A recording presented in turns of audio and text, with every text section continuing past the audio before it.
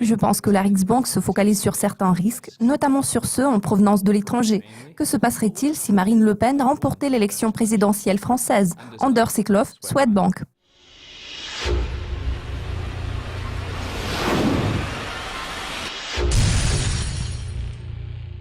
La confiance des entreprises suédoises a chuté en début d'année. Les analystes tablent sur une légère baisse de l'indicateur du climat des affaires en février. Pourquoi ces données affichent-elles une dégradation? Quel en sera l'impact sur la paire euro-couronne suédoise? Premièrement, je pense que les données publiées en début d'année peuvent être jugées assez robustes. Nous avons enregistré une très forte croissance. La confiance des entreprises suédoises s'est également maintenue à un très bon niveau. Il est donc tout à fait naturel que ces données aient légèrement reculé. Cependant, ces chiffres reflètent toujours de très bonnes perspectives de croissance sous-jacentes. Nous sommes d'avis que les données de loin les plus importantes pour la couronne suédoise à ce stade concernent l'évolution de l'inflation. Le taux d'inflation est au centre de l'attention de la Riksbank. Il en découle que les données sur la confiance des entreprises ne devraient pas avoir beaucoup d'impact sur la couronne suédoise, même si elles n'apparaissent pas conformes aux attentes. Nous découvrirons bientôt le taux d'inflation de la zone euro. Quelles sont vos attentes par rapport à ces données? Vont-elles provoquer des fluctuations dans la paire euro-sec?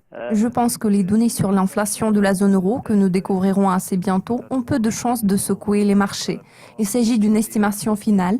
Bien évidemment, l'inflation a grimpé un peu au sein de la zone euro. Cependant, cela ne concerne que l'inflation globale, alors que l'inflation sous-jacente reste obstinément basse. Je pense que les marchés font preuve de prudence avant les élections françaises. Dans ce contexte, je dirais qu'à ce stade, il vaut mieux éviter d'acheter de l'euro jusqu'à ce que nous obtenions plus de clarté par rapport à l'issue de la présidentielle en France. Je ne pense pas que nous voyons des fluctuations importantes dans cette paire de devises avant les élections. Selon nos prévisions, la paire euro-couronne suédoise devrait graduellement reculer en allant de l'avant. La Riksbank a précédemment maintenu les taux d'intérêt au même plus bas record de moins 0,5%. Les responsables de la Banque centrale suédoise ont déclaré dans un communiqué « L'activité économique s'accélère, mais il existe une incertitude politique accrue à l'étranger. Les risques baissiers se sont accentués. » Quels sont les risques provenant de l'étranger qui pourraient affecter cette paire de devises en 2017? Je pense que la Riksbank se focalise sur des risques bien concrets en provenance de l'étranger. La plus grande question qui préoccupe la Banque centrale est de savoir ce qui se passerait si Marine Le Pen remportait l'élection présidentielle française.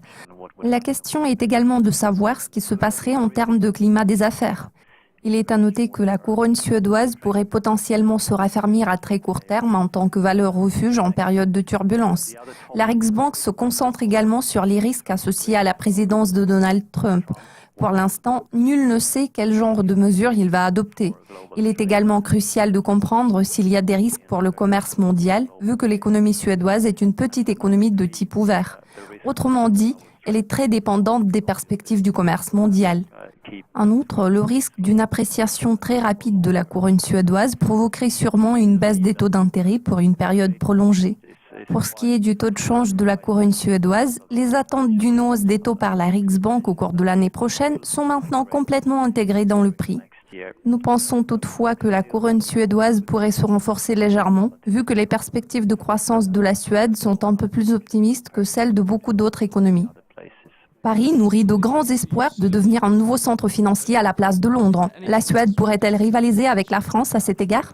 Absolument pas. Il n'y a aucune chance pour que la Suède devienne un nouveau centre financier. Le marché suédois est de petite taille. Même le statut de centre financier majeur au sein des pays scandinaves ne lui permettrait pas de rivaliser avec d'autres grands pays européens à cet égard. La Suède ne fait pas partie de la zone euro. Nous avons notre propre monnaie. Si nous parlons d'un nouveau centre financier européen, je suppose que la plupart des investisseurs souhaiteraient qu'un pays de la zone euro détrône le Royaume-Uni. Merci de nous avoir fait part de vos prévisions financières, Anders. Merci de votre attention. À la prochaine.